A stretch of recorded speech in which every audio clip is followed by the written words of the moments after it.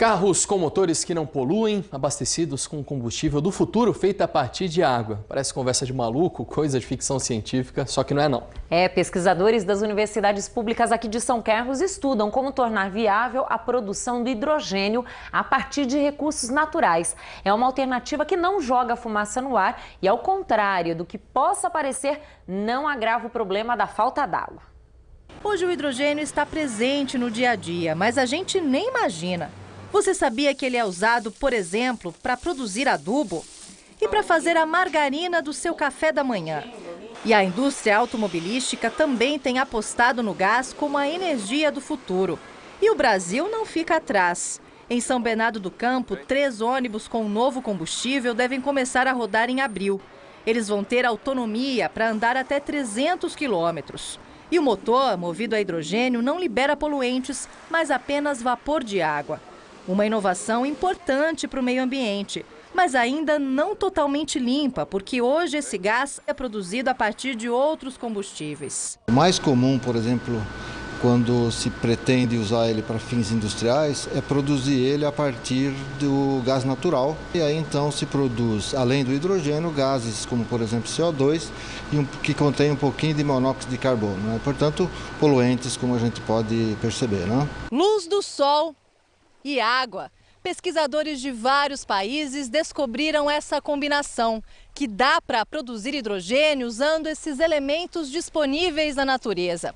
E melhor do que isso, durante a produção desse combustível, o que sobra não são poluentes, e sim mais água. Nas universidades públicas de São Carlos, 3 grupos de pesquisa estudam o hidrogênio. Este aqui, na UFSCar, trabalha desde 2004 justamente com a produção do gás. Para isso, eles usam um equipamento que simula a luz do sol e um reator, onde tem uma placa de vidro banhada com óxido de ferro, a ferrugem. A luz do sol incide na placa com o óxido de ferro e ocorre uma reação química. A molécula de água é quebrada, separando 2 átomos de hidrogênio e 1 de oxigênio. Na imagem, a gente vê o gás sendo liberado, formando essas pequenas bolhas. Os pesquisadores chamam esse processo de fotossíntese artificial. As plantas pegam a energia solar mais o CO2 e converte em alimento, que é a glicose, gerando também a água o oxigênio como subproduto. Aqui a gente tem uma similaridade. A gente está pegando energia solar e estocando essa energia na forma de hidrogênio. Uma das grandes preocupações que dificultam a adoção desse combustível limpo é a armazenagem e o transporte. O hidrogênio hoje é guardado em forma de gás mesmo, em grandes cilindros que, em caso de impacto, correm o risco de explodir. A alternativa pode estar nessa pesquisa também da UFSCar. O hidrogênio aqui está sendo convertido de gasoso para sólido. Para isso, os pesquisadores criaram essa pastilha feita à base de magnésio. Primeiro, eles pegam pedacinhos minúsculos do metal e colocam nesse equipamento que transforma o metal em pó. Então, esse pó é manuseado em uma câmara onde não tem ar, é a vácuo, para evitar a oxidação. Quando aquecida, a pastilha funciona como uma espécie de esponja. A esponja absorve a água à temperatura ambiente. O magnésio, na forma de pastilha, absorve hidrogênio quando aquecido a 100, 150 graus. Cada átomo de magnésio absorve 2 átomos de hidrogênio. E depois, para liberar? É exatamente o mesmo sentido. É só você colocar numa atmosfera e aquecer, que ele libera 2 átomos de hidrogênio, cada átomo de magnésio. A grande vantagem é a segurança. À medida que aquece, o hidrogênio é liberado. Não é como no cilindro convencional, onde o gás hidrogênio fica sob pressão. No estado sólido, não há perigo de explosão. Mas para que o hidrogênio possa ser usado como combustível, ele precisa ser transformado em energia elétrica.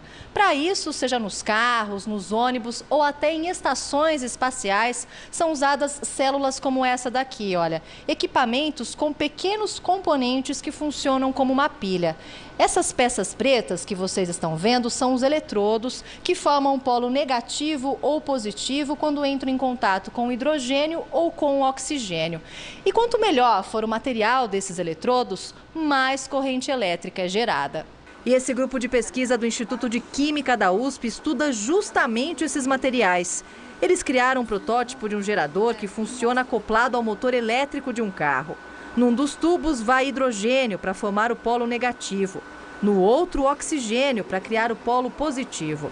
Pelo computador, eles medem a força da corrente elétrica que é gerada e testam diferentes materiais para reduzir o custo dos eletrodos, que usam a platina, um metal caro e raro. Nosso estudo é muito voltado, ao desenvolvimento de catalisadores ou alternativos à platina, ou tentar melhorar o desempenho da própria platina com a inclusão de aditivos, que faz com que o catalisador de platina se torne mais eficiente, e isso permite utilizar menores quantidades. Uma aposta em um combustível do futuro, mais eficaz. Com 2 gramas de hidrogênio, você pode gerar quantidade de energia equivalente a 100 gramas de gasolina. Então, é muito mais eficiente nesse aspecto. E o mais importante de tudo isso, sem queima de petróleo, sem queima de gás natural. Então é um processo, vamos dizer, limpo.